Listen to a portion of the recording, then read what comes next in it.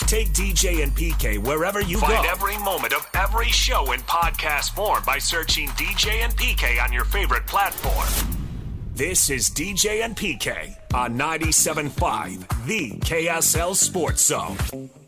Win big every Wednesday on the Zone with a Win Ticket Wednesday. This Wednesday, win tickets to The Offspring in the Supercharged Worldwide and 25 Tour, September 6th at the Utah First Credit Union Amphitheater. The Offspring with special guests Jimmy World and Newfound Glory. Get tickets now at livenation.com or listen to the Zone all day Wednesday for your chance to win. BYU to the Sweet 16. Reaction pouring in from people, PK, as they extend their season for another week. And there are, Daniel, so far my bracket is beating JJ's. I know the Cougars are capable of making a long run in the tournament. JJ, take that. You didn't beat everybody with your bracket. Dang it. I had them losing to Wisconsin. I got no problem admitting that. But I like their chances against Alabama if they make shots, man. The only person I know who picked them to beat Wisconsin, who told me in advance and called a shot, was Yak. He's like, I think the first game's a tougher matchup than the second. I'm like, well, I don't know about that. But it's winnable. Okay, it is winnable, absolutely. But yeah, it's crazy, these games. Not all of them, because we actually have had a bunch of lopsided games in this tournament. But Maryland, CSU, and BYU, Wisconsin, and there have been a couple others. You know, so much is riding on. If you can say you're a Sweet 16 team, it doesn't matter what else happened in the season. That was a Sweet 16 team. They were really good. And it's 2 games, and do you get the calls, and do the shots fall? You know, and BYU is good enough in the toughest times. Even though the last 2 minutes weren't glorious, they built enough of a cushion. It didn't matter. So this season is a Sweet 16 team. That just sounds good. And I bet Steve Cleveland agrees. Steve, good morning. Good morning. Sweet 16. How sweet is that? Yeah, that's very special. Got a congratulations to the guys at BYU and the coaching staff, and they played well. I mean, statistically, they played well. You know, one of the things, just thinking about them, one of the things is that we kind of go unnoticed is the bigs at BYU, and with Keita and Traore. And I'm looking at those 2 games and combined stats. 16 points, 11 rebounds together against Wisconsin, 22 points and 18 rebounds together. And, you know, these aren't 2 guys we talk a great deal about. But and Traore's been there. He's a senior, and Keita's had some amazing blocks and dunks and things. But to be honest with you, both those wins, a lot of credit needs to go to Keita and Traore in terms of putting up those. I mean, you're talking about 38 points and 29 rebounds in 2 games. That's a huge impact on that team. I think, Coach, one of the most impressive things I've seen with this team is the way, and I was talking to Tim Lacombe about this on Saturday after the game, the way Kevin Young and his staff have gotten each of these kids to buy in to everything that they need them to do. And it's easy to get somebody like a Saunders to buy in because he's taking the most shots and getting the most glory. That's no problem. But to get kids who weren't playing earlier in the season like Mag and Stewart, and now they're getting vital minutes to be able to make vital contributions.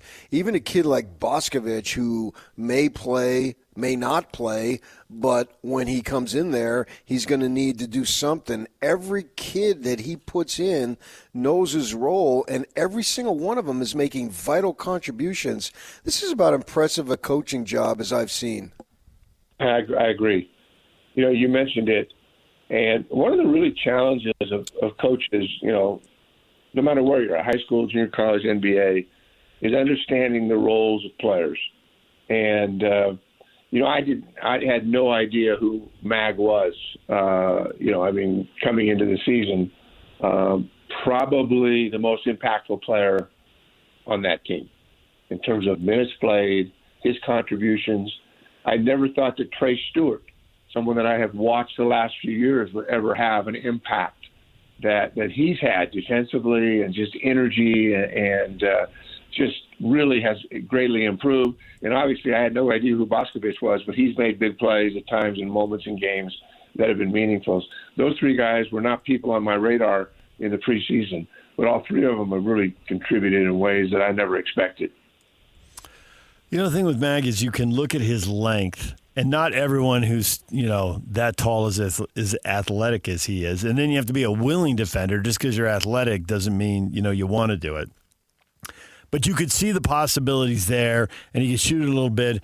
But when he would get the ball, and I've seen him do it multiple times, he gets the ball in the corner, drives into the paint, and passes off the dribble. Yeah, I never saw that coming.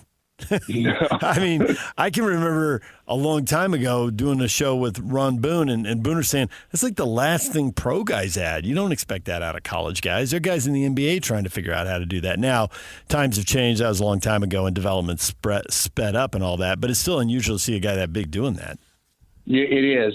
And it's interesting offensively. BYU has really attacked the baseline, whether it's Saunders or it's Mag or whoever it is. They've gotten a lot of great contributions from guys on that baseline drive where the ball gets reversed, the guy closes out, and it just go as hard as you can to the rim. And sometimes there's a score, sometimes it's a kickoff to the corner three, but it's become a part of the repertoire of this offense, of this team offensively. One of the things that's been impressive to me is watch this team play through struggles, whether it be on their own, whether it be created by the defensive team that they're playing, whether it be created by the officials. You're going to have obstacles in games, but I don't see a whole lot of hanging of heads. I see them moving on. That play that Dallin Hall got called where the kid falls down, and not only does Hall get a foul, they end up with a technical foul. It just seemed like it wasn't anything that was that big of a deal. I think it's impressive that they've been able to play through struggles because in the course of a 40-minute game, you're going to have so many things that go against you, but don't get caught up in any of it. One of the things that really stands out to me is kind of the maturity, and that comes from experience. But there is a maturity about this team, and I think that you look at Devin and Yegor and how he has improved throughout the season. And, all of a sudden he's hitting big threes and making some really impactful moment-type plays that have gone on to help them win games. And, I didn't see that. There wasn't that kind of maturity. And, of course, Yegor's a freshman. He wouldn't have a great deal of experience, even though he played as a young man in Europe. I mean, it's still he didn't have it. And to see that progression with Devin as he's hit some big threes and big shots in games that, if you asked me that was going to be happening 2 or 3 months ago, I'd say there's no way. He's just not ready for that moment. But he has proved with some big baskets and big plays that he is ready for the moment, and consequently, they're in a Sweet 16. It's hard to look ahead to pro careers when you're in the middle of the NCAA tournament and they got a big game Thursday. But I couldn't help but watch him and look at that stat line and think he just convinced a lot of NBA people that he'll be able to do it. Because in a big moment, in a big game, in the NCAA tournament against quality opposition with as much pressure as a college kid can face, he got it done. And so for any of them who had question marks, is he going to fulfill all the potential that he obviously has? Man, I bet a lot of people are leaning more towards yes than no right now. Yeah, I don't think there's any question about that.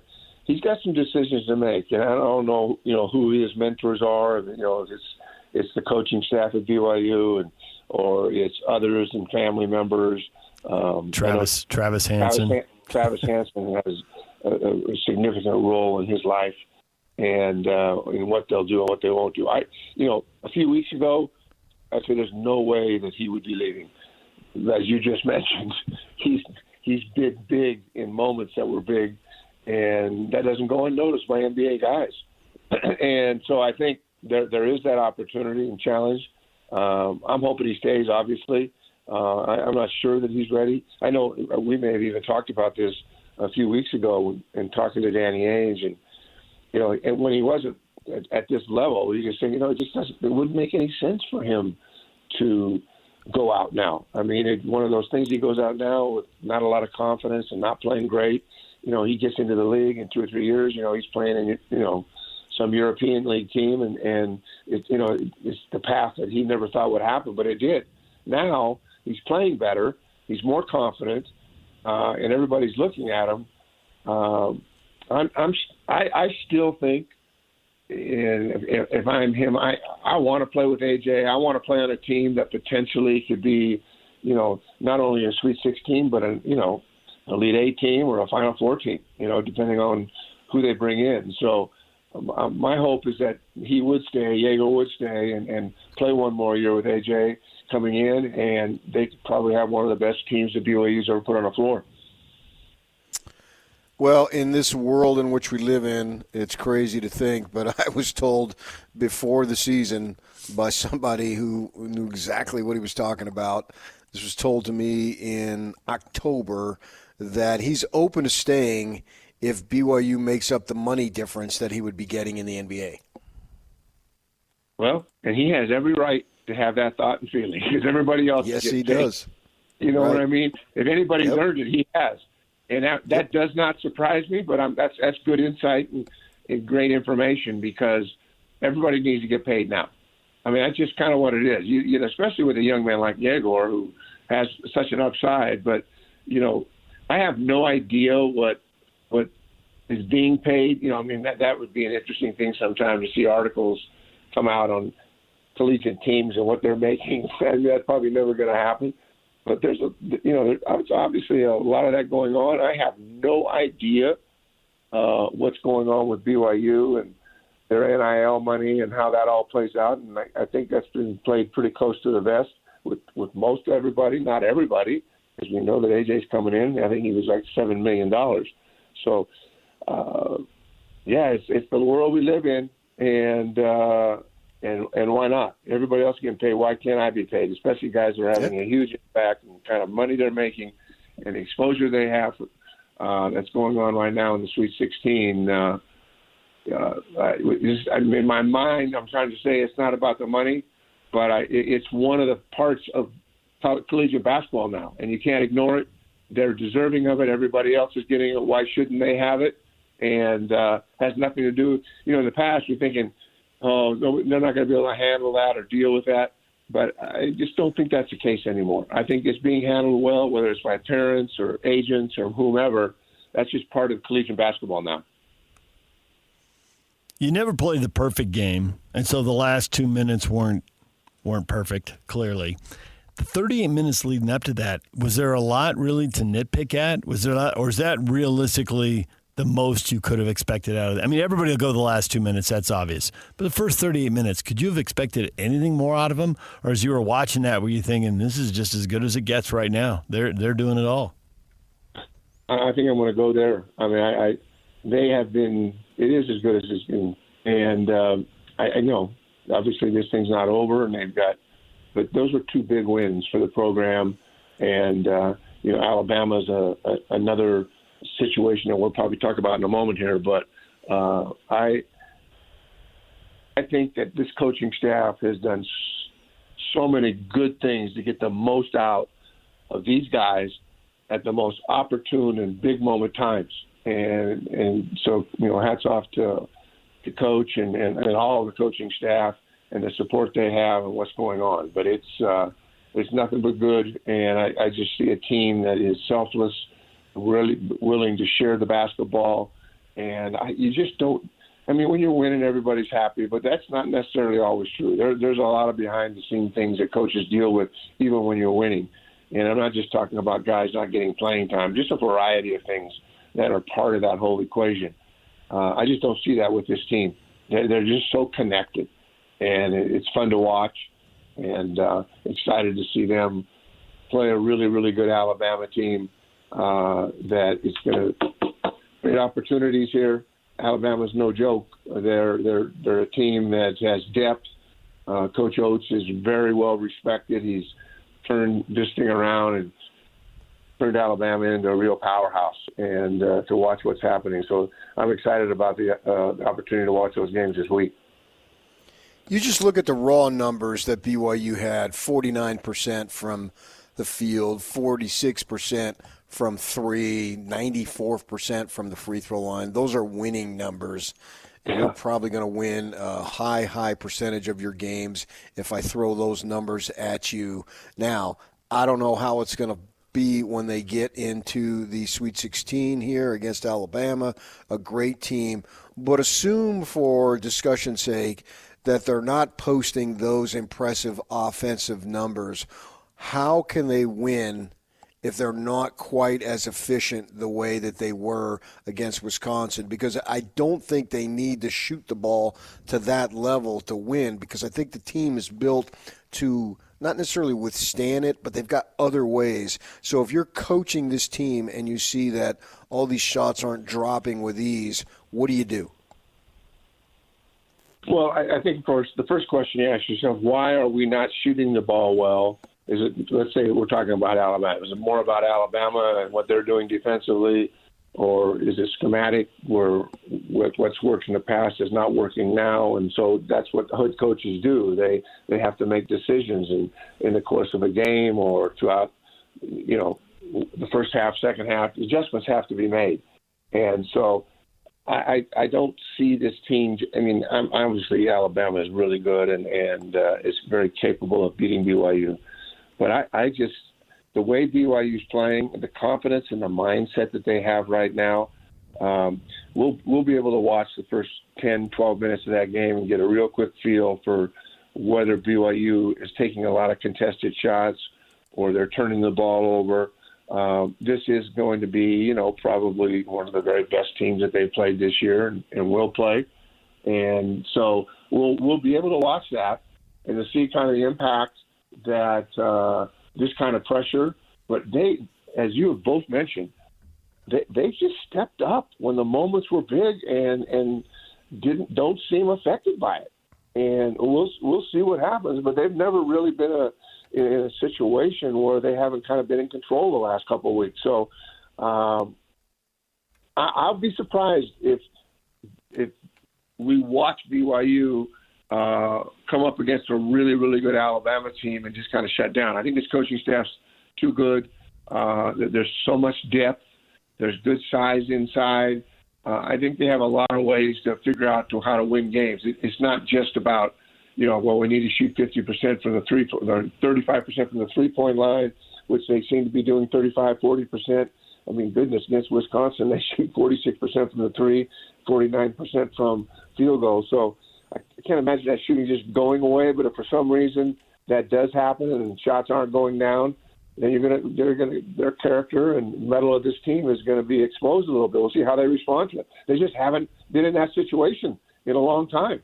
Okay, they've been in every game, and it's one of those things that they've been up for the challenge, and I cannot believe that they won't be up for the challenge against Alabama. And if Alabama does win this basketball game, they will have had to play well. I don't think that Alabama's going to play poorly and beat BYU. I think they're going to have to play well. They're certainly capable of beating BYU, but it's not going to be a rollover game where this is the big Alabama and BYU's not ready for this. That's just not the case. They're ready for all the moments, and that's not to say that BYU could play well and lose because Alabama's that good. But it won't happen from a breakdown or for any of the intangibles. It'll probably have more to do with Alabama playing well. First one to 80 or 90, I don't know. These games have been – BYU's played high-scoring games, but you look at Bama's scores, they're over 100 all the time. They give up 80 and 90 points. They don't even think about giving up 80, and they've given up 90 on multiple occasions. So I figure, don't be late, bring the popcorn, and they're going to go up and down the floor, and just both teams are going to be launching from all over the place. They will be. They will be. And I think that the team that comes away with this with a victory is going to be the team that figures how to get to the free throw line and puts themselves in a position where they're defending. I think getting to the free throw line in games like this is really important, especially early. And that can impact a lot of things from personnel, maybe guys having to sit and not play because they're in foul trouble. But I think getting to the free throw line for BYU will be a big thing. Obviously, they're shooting, 50% field goal, 35 3-point. It's usually somewhere between 35 and 40 rebounds. This is going to be a wonderful game to watch. I mean, I can't wait to watch it, kind of how it unfolds. But they're going to need to get winning big games. Usually translates into getting to the free throw line early and often, and keeps that separation. Steve, we appreciate the time as always. Thanks for joining us, and enjoy the game Thursday. Yeah, we will, guys. Thanks so much. Bye-bye. DJ and PK, it's 97.5 The Zone. Coming up, top of the hour, our former coworker, Ben Bagley, now the supervising sports producer for BYU TV, joins us. Stay with us. This is Jake Scott and Ben Anderson.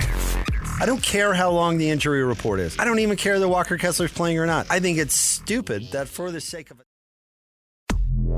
This is Jake Scott and Ben Anderson.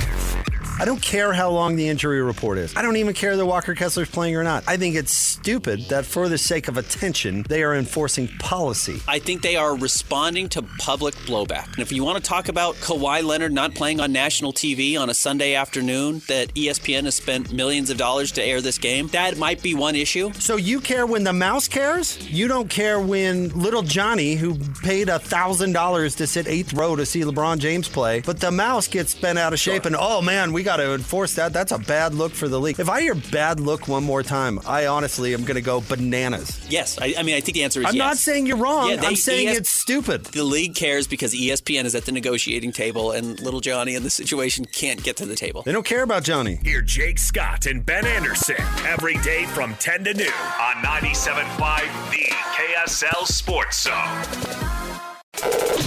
One of the coolest stations in the world. Utah's highest rated, most listened to sports radio show for over 20 years. Everyone's listening. This is DJ and PK on 97.5 The KSL Sports Zone. Join Anthony Scotty Wednesday at RGS Exteriors from noon to 3, 4235 Farm Road in West Jordan. PK, people are funny. Chris has been tweeting his bracket at me for reasons I'm not clear on, and he's been tweeting it over and over. I don't know. I don't know what's going on. I don't think you needed to tweet the bracket at me 4 times in half an hour, but, you know, maybe you did. Maybe that's just you. He's bracket. He says, "Go Utes," and he's got the hand raised. He thunk it. He thunk BYU to the Sweet 16. He said, I picked BYU to beat Wisconsin, go to the Sweet 16, and I've hated BYU since birth. Now, PK, is that really how we reference things here? I've hated him since birth. Oh, you're talking about Morgan since I was born? Yes. That's how you reference the rivalry commitment. Yeah. Yeah. The trash talking that's gone on. Ever since I was born. That was behind the scenes on that. I give Morgan a little bit of a break. I don't know that he knew it was going to go public. But they were in the locker room or something. And thought it was a team huddle on the field, like at the 20. I thought they were in the stadium for some reason, like at the south end at the 20-yard line. But they were huddled up as like a post-game. And it might have been a position group. I'm not sure. I think he was playing, not coaching. I think it was might have been before the 04 game, right? Yeah. I think it was the Urban Meyer time. Yeah. Yeah, and so, you know, it's in the moment type of thing. Yeah, fine. I really don't think that when Scally was 1 year old, his first words was "hate the Cougars." But that's a rivalry, man. You're supposed to have that type of thing going on. Didn't Trey Stewart have fun with it the other day or the last game of the season or something? Yeah. He said he's got friends on that team, but I really hate them with the passion of 1,000 suns. I don't know, something along those lines. The only thing that got me about that is I just didn't know the Utes had been good enough to draw that kind, but they did beat them, and they beat them in OT, and so they I guess I got to take that back. That's why they're good enough right there, even though they haven't had the NCAA tournament success. They did get them. No, and I was thinking about that yesterday on stuff that you want to say during the show. You know, you try to prepare mentally and have some ideas of what you want to go through rather than when the mic comes on, start rambling. Right, yeah. Have a few talking you're always points. Thinking. yeah, right. Especially stuff you want to go through. We're going to have to talk for, the game is 2 hours and the show is 4 hours. So, Yeah. we'll do some other stuff, but we're still going to spend 3 hours talking about a 2-hour game. Right, and one of the things I was thinking about as I was evaluating BYU season, and I called up on my computer just their schedule to try to get me to remember stuff that happened in January, which is almost 3 months ago now. Crazy to think that. But thinking, my gosh, this team has come so far from that loss against Utah when you're thinking, this team is nothing, man. All that hype was just that. It was just hype. And they're not really that good. They're okay, but they're not really that good because that was earlier in the season, and you had in this conference, it's not like the West Coast Conference where you sit back and you got a couple of games that you're looking forward to that you've circled in 3 weeks. No, you got a game Tuesday that you've circled because you're going to play a really good team. In this, you hardly ever go. You certainly didn't go a week without playing a really good team in this conference and thinking they're not going to be able to get where they need to go. And that was my mindset, hearkening back to that Utah game where, man, they just came up so small and just didn't look good at all and couldn't make a free throw to save their life. Forget about a game-winning free throw. They couldn't make anything. But yet that's what I was talking about with Coach Cleveland is that the course of the season, they've had so many downs that they've had to overcome. And then you just look at that game against Wisconsin on Saturday, they had some stuff they had to overcome, right? The foul call on Dallin Hall and the Tech, those were awful. No, that was bad officiating. But I don't dwell on bad officiating. It's because I expect bad officiating. Something that I know is going to happen. So if I know it's going to happen, it's not that it happened that is the big deal. It's how I react to when it happens because it's going to happen.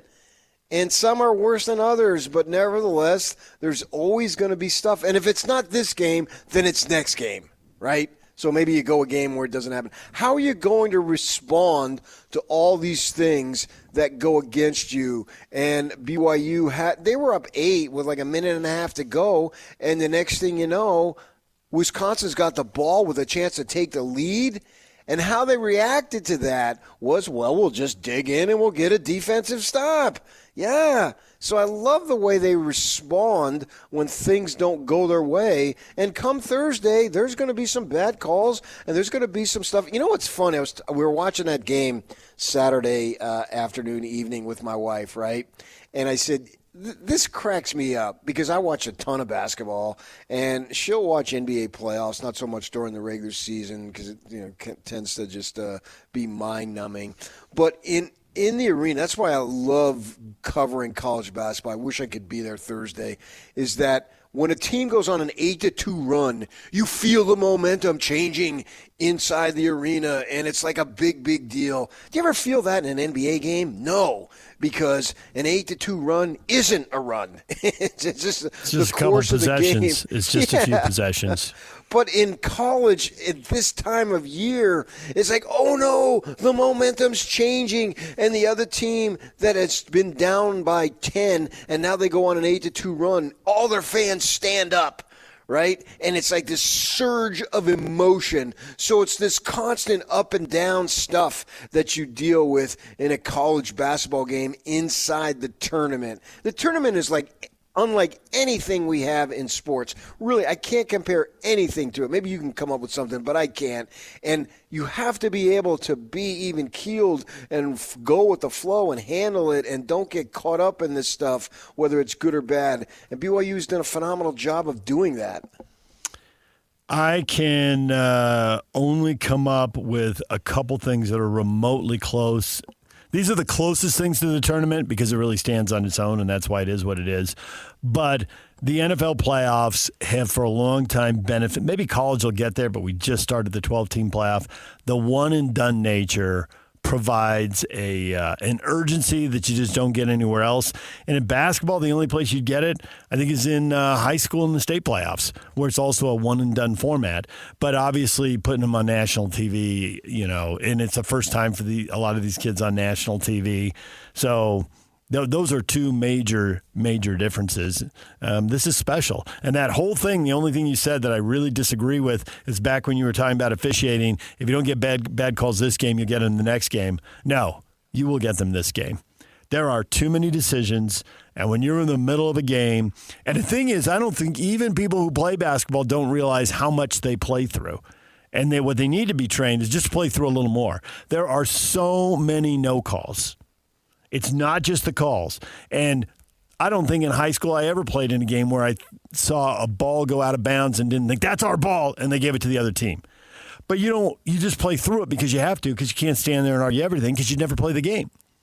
Right. But in the biggest moments, they get really distracting, and people do lose their cool, and they do lose their temper, and they lose their focus and all that stuff. So you're already playing through what you think are a bunch of bad calls. You just have to learn to play through more of them. And all you have to do, you don't have to put on the striped shirt. You just have to put on the whistle and try to referee a game. And you find out how bleeping hard that is. It is so difficult. There are so many things happening all at once. And you just got to figure it out. Fouls off the ball, guys getting held. There's so many things happening. You're going to have to play through bad calls. And you already do. I think it just becomes second nature. It's the ones you think are really outrageous that knock you off your right. Off and your I axis. do think that the refs even stuff out. I mean, when they called the technical foul on Wisconsin's bench, I swear I was like, okay, we blew it on the technical call over here. Mm-hmm. So now we're going to have one over here. So, all right, there, we blew it twice. It's even. You keep playing.